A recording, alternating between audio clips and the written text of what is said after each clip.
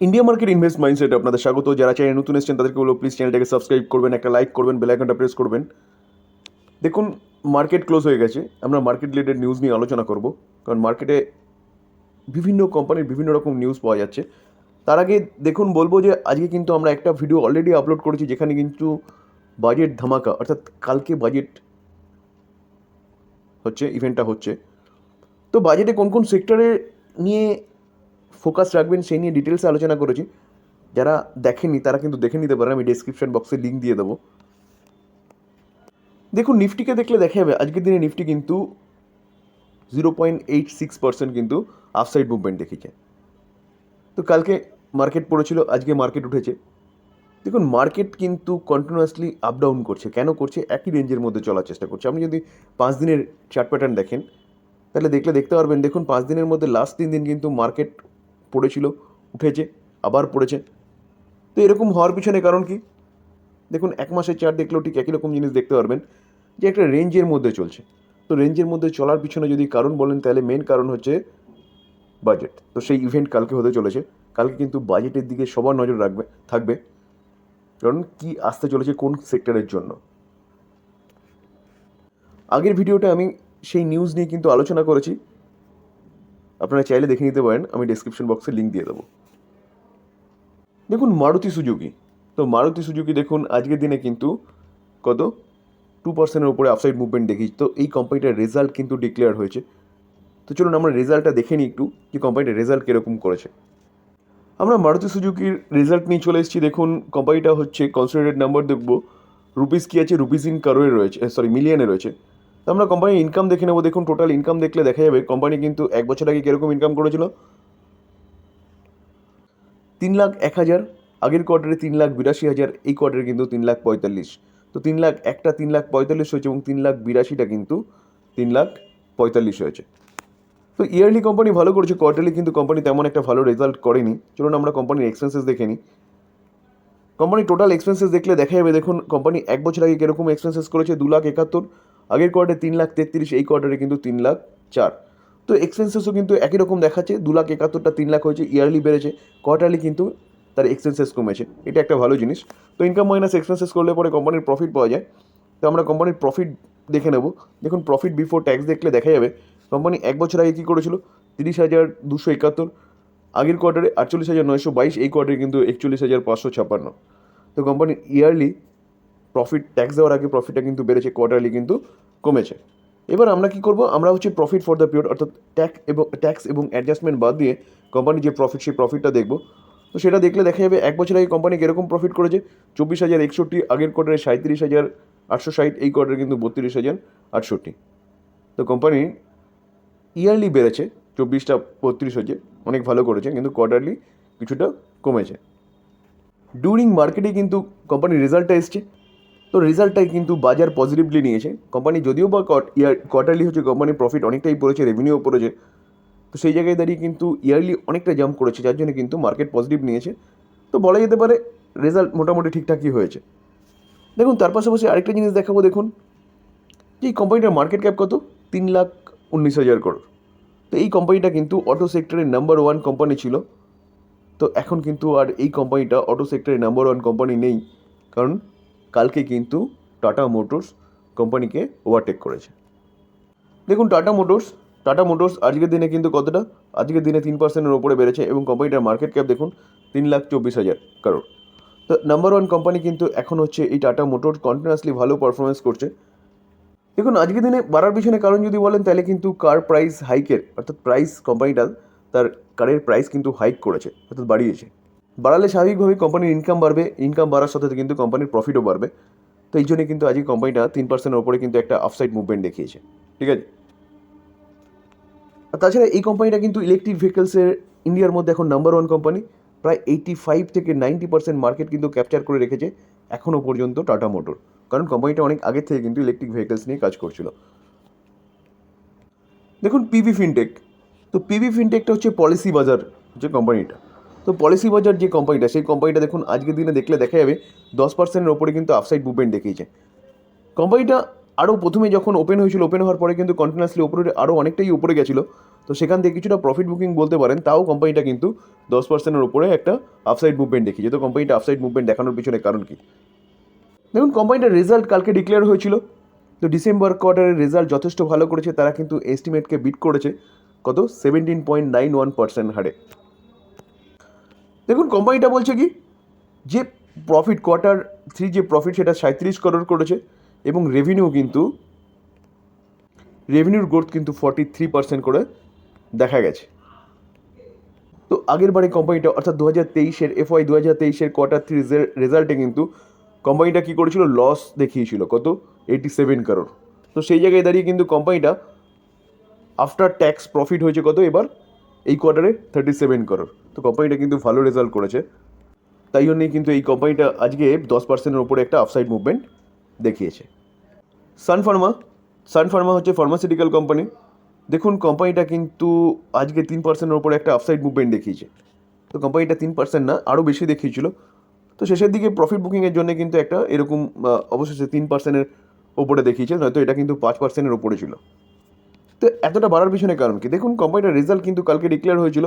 এই কোম্পানিটাও কিন্তু ভালো রেজাল্ট করেছে, ভালো পারফরমেন্স করেছে, এস্টিমেটকে বিট করেছে 9.02% হারে।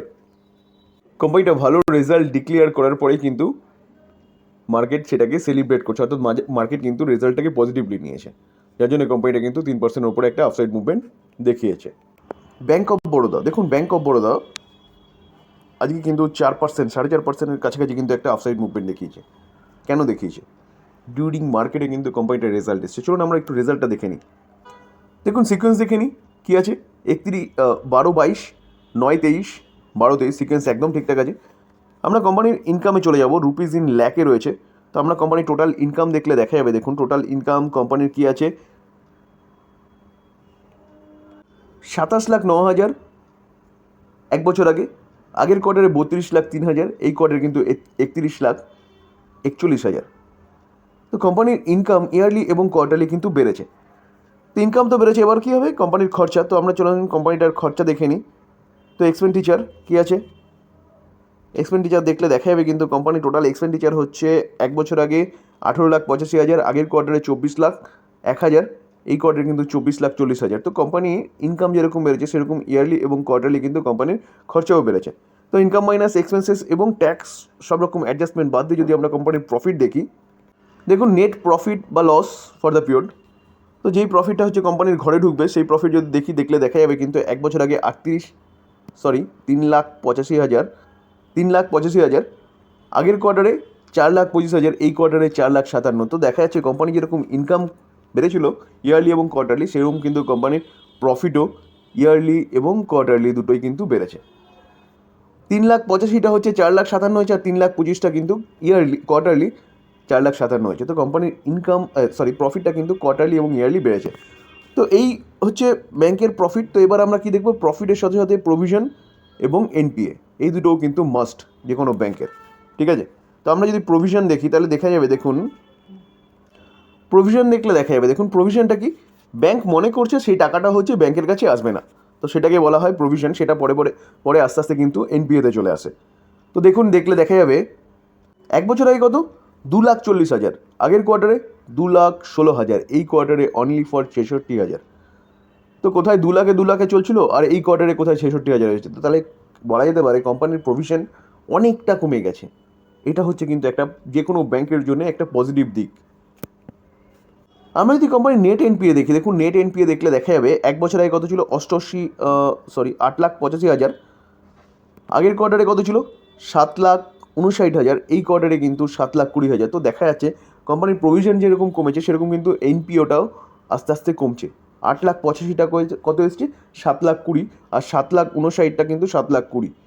তো কোম্পানির এনপিএ অর্থাৎ নন পারফর্মিং অ্যাসেট সেটাও কিন্তু কন্ট্রোলে চলে এসছে, কন্ট্রোল বলবো না, কমেছে। তো ওভারঅল রেজাল্ট যদি দেখা যায় তাহলে কোম্পানি প্রফিট ভালো করেছে, তার পাশাপাশি কোম্পানি কী করেছে, প্রভিশন অনেকটা কন্ট্রোলে নিয়ে এসছে এবং এনপিও কিন্তু কমিয়েছে ইয়ারলি এবং কোয়ার্টারলি, যার জন্য কিন্তু কোম্পানিটা এতটা আপসাইড মুভমেন্ট দেখিয়েছে। দেখুন এসআরএফ কোম্পানিটা কিন্তু আজকের দিনে দেখুন 4.5%-এর ওপরে কিন্তু একটা আপসাইড মুভমেন্ট দেখিয়েছে। যদিও বা কোম্পানিটা এতটা আপসাইড মুভমেন্ট দেখিয়েছে ঠিকই, কিন্তু কোম্পানিটার রেজাল্ট কিন্তু এস্টিমেটকেও বিট করতে পারেনি, মিস করেছে 25% হারে। তো তো কোম্পানির যদি প্রফিট দেখা যায় তাহলে প্রফিট দেখলে দেখা যাবে কিন্তু কোম্পানির প্রফিট প্রায় হাফ হয়ে গেছে ইয়ার অন ইয়ার বেসিস। তো তাও কোম্পানিটা এতটা বেড়েছে কেন? দেখুন কেমিক্যাল সেক্টরের প্রতি কটা কোম্পানি, দেখুন দীপক নাইকের ডেটকে দেখলেও দেখা যাবে কিন্তু আজকের দিনে এই কোম্পানিটা কিন্তু 4.5% কাছাকাছি কিন্তু বেড়েছে। আর্থ ইন্ডাস্ট্রিকে দেখলেও কিন্তু একই রকম জিনিস দেখতে পারবেন, প্রায় 4%-এর উপরে কিন্তু একটা আপসাইড মুভমেন্ট দেখিয়েছে। বালাজি এমাইন এই কোম্পানিটাও কিন্তু 6%-এর কাছাকাছি কিন্তু একটা আপসাইড মুভমেন্ট দেখিয়েছে। দেখুন অ্যালকাইন অ্যামাইন যদি দেখেন এই কোম্পানিটাও কিন্তু 5%-এর উপরে একটা আপসাইড মুভমেন্ট দেখিয়েছে। এই কোম্পানিগুলো এতটা আপসাইড মুভমেন্ট দেখানোর পিছনে কারণ কি? কালকে বাজেট, তো বাজেটে কিন্তু এক্সপেক্ট করা হচ্ছে কেমিক্যাল সেক্টরের জন্য কিন্তু কিছু পজিটিভ নিউজ আসতে পারে, যার জন্যে এসআরএফ প্রফিট অনেকটা পড়ার পরেও কিন্তু আজকে 4.5%-এর উপরে আপসাইড মুভমেন্ট দেখিয়েছে। তার পাশাপাশি কেমিক্যাল সেক্টরের প্রতি কটা কোম্পানি কিন্তু ভালো আপসাইড মুভমেন্ট দেখিয়েছে। দেখুন ভোল্টাস কোম্পানিটা আজকে দেখুন 7%-এর উপরে একটা আপসাইড মুভমেন্ট দেখিয়েছে। তো কোম্পানিটা এতটা বাড়ার পিছনে কারণ কি? চলুন কারণটা একটু দেখি। যদিও বা দেখুন কোম্পানিটা কিন্তু কালকে রেজাল্ট ডিক্লেয়ার হয়েছে, তো এস্টিমেটকে কিন্তু মিস করেছে 138% হারে। তাও কিন্তু কোম্পানিটা এতটা আপসাইড মুভমেন্ট দেখিয়েছে, কতটা? 7%-এর ওপরে। কোম্পানিটার রেজাল্ট ডিক্লেয়ার হয়েছে, তো রেজাল্টে কিন্তু লস করেছে কত? 28 করোড় কোম্পানিটা লস করেছে। তো এই যে লসটা বলছে না, সেই লসটা কিন্তু বলছে ন্যারো হয়েছে, অর্থাৎ লসটা কোম্পানিটা অনেক কমিয়ে নিয়ে এসছে। রেভিনিউ 31% কিন্তু জাম্প করেছে ইয়ার অন ইয়ার বেসিস।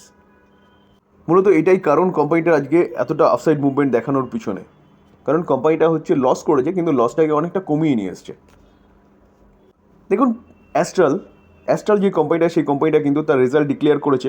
তো কালকে রেজাল্ট ডিক্লেয়ার হয়েছিল, তো কোম্পানিটার রেজাল্টটা কিন্তু মার্কেট যা এক্সপেক্ট করছিল সেরকম হয়নি, যার জন্য কিন্তু কোম্পানিটা আজকে 2% ওপরে কিন্তু পড়েছে। দেখুন আমরা যদি কোম্পানিটার ইনকাম দেখি, তাহলে ইনকাম দেখলে দেখা যাবে এক বছর আগে 12,600, আগের কোয়ার্টারে 13,700, এই কোয়ার্টারে 13,766, 13,764 ছিল, এবার হয়েছে 66। ঠিক আছে, তো ইনকাম ইয়ারলি বেড়েছে, কোয়ার্টারলি কিন্তু ফ্ল্যাটিশ ইনকাম হয়েছে। তো কোম্পানির কি এক্সপেন্সেস দেখে নেবো। দেখুন এক্সপেন্সেস দেখলে দেখা যাবে এক বছর আগে কত? 11,300, আগের কোয়ার্টারে 11,900, এই কোয়ার্টারে 12,200। কোম্পানির এক্সপেন্সেস কিন্তু ইয়ারলি কোয়ার্টারলি বেড়ে গেছে। তো এক্সপেন্সেস যদি বাদ দেওয়া হয় এবং সব ট্যাক্স এবং অ্যাডজাস্টমেন্ট যদি বাদ দেওয়া হয়, তাহলে আমরা কি দেখব? আমরা net profit for the period দেখব। তো net profit for the period যদি দেখি, তাহলে দেখলে দেখা যাবে কোম্পানি দেখুন এক বছর আগে প্রফিট করেছিল 949 করোড়, আগের কোয়ার্টারে 1317 করোড়, এই কোয়ার্টারে কিন্তু 1133। তো 949টা কত? 1133 হয়েছে। ইয়ারলি তো ভালো করেছে, কিন্তু কোয়ার্টারলি কিন্তু কোম্পানির প্রফিটটা পড়ে গেছে 1317 থেকে 1133। মূলত এটাই কারণ কিন্তু আজকে অ্যাস্ট্রালের 2%-এর ওপরে কিন্তু পড়ার পিছনে। তো এই ছিল মার্কেট রিলেটেড নিউজ। যদি আলোচনাটা ভালো লাগে, যারা চ্যানেলে নতুন এসেছেন তাদেরকে বলবো প্লিজ চ্যানেলটাকে সাবস্ক্রাইব করবেন, একটা লাইক করবেন, বেল আইকনটা প্রেস করবেন। তার সাথে সাথে আরেকটা জিনিস বলবো স্যার, দেখুন বাজেট কালকে আসছে, তো আমরা সবাই অপেক্ষা করছি বাজেটের জন্য। তো বাজেটে নির্মলা সীতারামন যে ফাইন্যান্স মিনিস্টার, তার ঝুড়ি থেকে কী কী বেরিয়ে আসে তার উপর কিন্তু মার্কেটের চাল ডিপেন্ড করছে। তো আমরা বাজেট রিলেটেড কিছু আলোচনা করেছি, যারা এখনও দেখেননি তারা কিন্তু দেখে নিতে পারেন, ডেসক্রিপশন বক্সে লিঙ্ক দিয়ে দেবো, সেখান থেকে দেখে নেবেন। থ্যাংক ইউ, ভালো থাকবেন।